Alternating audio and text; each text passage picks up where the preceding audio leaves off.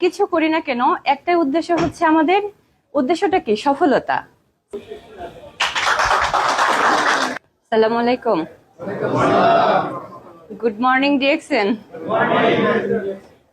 আজকে যদিও আমি নতুন ডিএক্সএন সম্পর্কে খুব বেশি জানি না, তবে আমরা কেন ডিএক্সএন করি সেই সম্পর্কে আমরা বলতেই পারি, আমরা জানতেই পারি। প্রথমে আমি আমার পরিচয়টা জেনে নেই। আমি ফারজানা উর্মি, বাংলাদেশ ঢাকা মেডিকেল কলেজ হসপিটালে জব করেছি, এখনো আছি। আর কুয়েতে নার্সিং প্রফেশনে আল জাহারা হসপিটালে কাজ করছি এবং শখের বিষয়ে টেলিভিশনে সংবাদ উপস্থাপনা করতাম, কুয়েতে সাংবাদিকতা করি। আর আমরা যাই কিছু করি না কেন একটাই উদ্দেশ্য হচ্ছে আমাদের উদ্দেশ্যটা কি সফলতা, সাকসেসফুল। তো সাকসেস নিয়ে আমরা অনেকভাবেই অনেক কিছু করতে পারি কিনা। আমি যদি আপনার অনুমতি দেন 1 মিনিটের 30 সেকেন্ডের গল্প বলতে পারি। হ্যাঁ, আপনারা হচ্ছে যদি বলতে পারেন হচ্ছে বিশ্বের সব থেকে ধনী লোককে।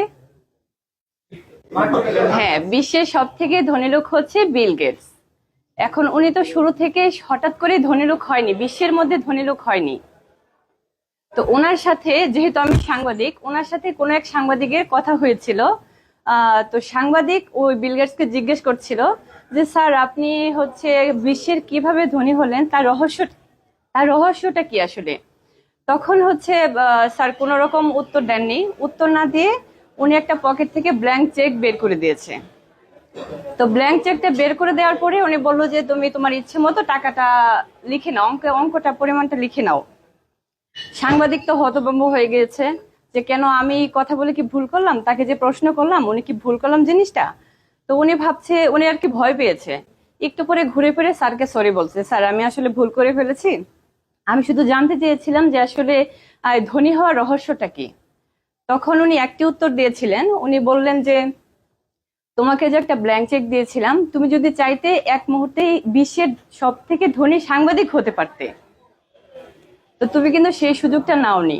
সুযোগটা মানে সব কথার মূল একটি কথাই হচ্ছে যে সুযোগ কাজে লাগাতে হবে। এখন আমি তোমাকে দিয়েছিলাম একটি ব্ল্যাঙ্ক চেক, তুমি যদি সাইন করে তোমার টাকার অঙ্কটা বসিয়ে নিতে, তাহলে কিন্তু তুমি সব থেকে ধনী সাংবাদিক হতে পারতে। তো আমি এটাই করি যা তুমি করলে না, আমি সব থেকে সুযোগটা কাজে লাগাই। তো আমার মনে হয় ডিএক্সএন হচ্ছে এটা একটা সুযোগ, যে ডিএক্সএন ইনভেস্ট করতে হয়।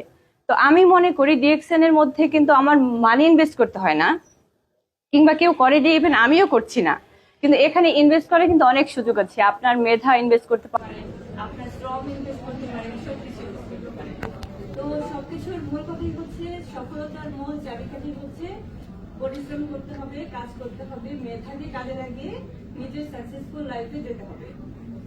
তো একটু আগে আমাদের বড় বড় লিডার যারা ছিলেন অনেকের কথা শুনলাম, উনি আমাদের বললেন যে হচ্ছে কেউ না কেউ একজন ক্রাউন অ্যাম্বাসিডর হবে, তার এইম হচ্ছে ক্রাউন অ্যাম্বাসিডর হবে। সে হচ্ছে, আমরা কেন পারবো না?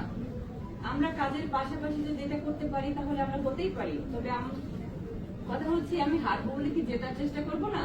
মানুষ তো হাঁটতে হাঁটতে জিততে শিখে আসলে। আমরা চেষ্টা করি, দেখি না পারি কিনা। আমরা থ্যাংক ইউ, থ্যাংক ইউ।